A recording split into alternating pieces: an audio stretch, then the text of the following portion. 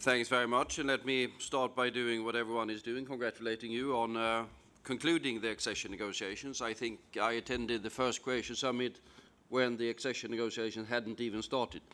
And then it's been a 6-year period of some ups and some very significant downs. But that is normally the pattern. The downs have been overcome and the ups have been dominating, and now you are there. This is good for Croatia, needless to say, it's good for the region, but it is good for all of Europe that you have managed to take this to successful conclusion.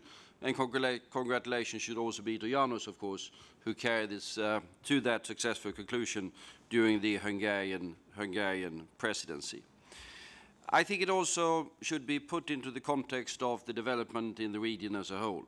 It proves that integration is now, within the European framework, the dominating trend in this particular region. I think it is particularly significant that Prime Minister Pahor from Slovenia is here. That is a significant sign.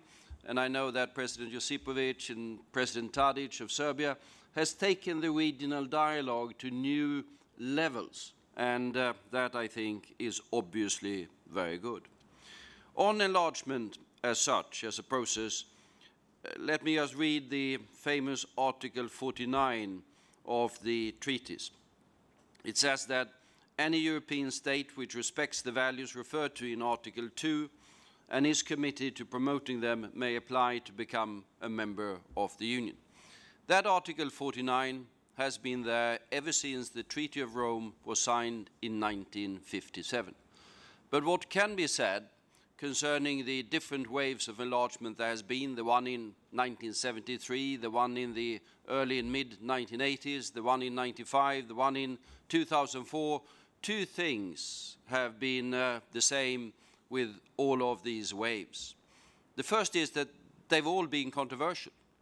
They've all been even actively opposed by those who've been saying openly or somewhat less openly that they endanger the cohesion of the Union, that they're going to dilute what we Europeans are trying to achieve, that there will be so vast institutional complexities that it shouldn't really be done. So every one of them has been opposed the one way or the other. But the second thing is, of course, that all of them have happened, and that all of them, without exception, has been seen as unqualified successes. János said that every single enlargement has made the European Union stronger. I think he said that it's also made us mentally better in some sort of way. Not quite certain what that says about our previous state of mental health, but I go along with that particular argument. It has made us stronger, and it has also deepened cooperation. The fear was often there that the more you widen, the more you loosen up. The historical experience is the reverse. Every enlargement has led to deepening, and contrary also to the prevailing wisdom in certain quarters, it has often been the new members who've been driving the deepening, while some of the older members, the original 6, have been among those that have been leading the club of the hesitants during the last few years. Everything contrary to the conventional wisdom that you sometimes hear in Brussels and the surroundings. So where then do we go, apart from Croatia and what is remaining in terms of the signing of the treaty, in terms of referendum, in terms of really joining the structures and formally becoming a member? Well, accession negotiations with Iceland has recently started. Sweden was labeled a Mediterranean country here recently. To stretch that to Iceland would, of course, be to stretch things. But Iceland will add, in my opinion, some significant things to the Union. An Arctic perspective that is becoming much more important in the years ahead, and an experience in terms of resource management of important natural resources that I think we can all learn from. We have, of course, accession negotiations ongoing in some sort of way with Turkey.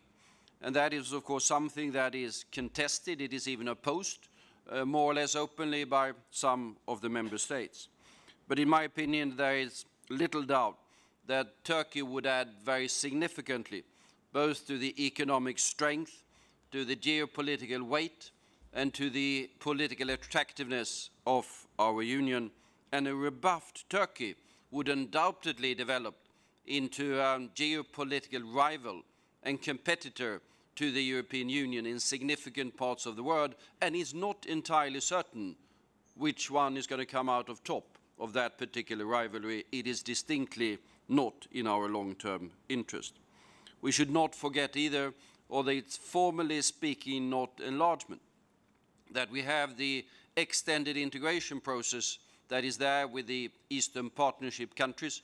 There's a significant summit coming up in Warsaw in October, where we'll take stock of the Eastern Partnership and carry it forward. And of particular significance will be hopefully the conclusion of the negotiations with Ukraine on the deep and comprehensive free trade agreement by the end of the year. Also, the hope that new steps will be taken both with Georgia and with Moldova, who are sort of the vanguards in the Eastern Partnership on these particular issues. It is also, of course, my distinct hope that the December meetings, the General Affairs Council, the annual battle over enlargement that happens there, and the European Council thereafter will send the decisive signals when it comes to opening up new accession negotiations in this part of Europe. Macedonia, Serbia, and Montenegro should by that time, hopefully, be ready for starting to look at when the formal accession negotiations can start. Then we all know that this is a process that is going to be guided by their ability to meet the different requirements. It took 6 years for Croatia. It's going to take a significant time for these countries as well. But the process in itself, as Gordon pointed out, will drive reforms of the countries and in the regional cooperation, and there is much to be done. I would also hope that Bosnia will be able to catch up, but of course we know that there are some significant hurdles that must be passed by the politicians of Bosnia themselves, and that we can also facilitate the catching up process of both Albania and Kosovo. 2014, as was mentioned by Arnos for a number of reasons, will be a very significant year, and I think we should have it as our ambition that by that time we should have all of the region in some sort of accession process. I say some sort of accession process because there are obviously some difficulties with some of the issues that we are going to change, but to have all of them in a performance-based accession-like or accession process would, I think, be very significant in strengthening this part of Europe and strengthening European integration as a whole. But coming back to my two conclusions on enlargement, they've always been controversial, there's always been fatigue, there have always been those who've been against, but at the end of the day, they've all happened and they've all been seen as a success. And I think these two iron laws of European politics will continue to apply also in this part of Europe. Thank you.